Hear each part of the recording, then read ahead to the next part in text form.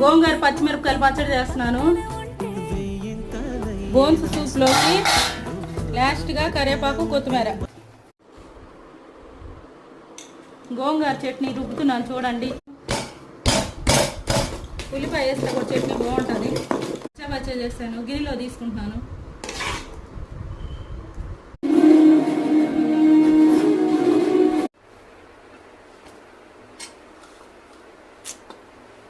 bone soup చూడండి friends,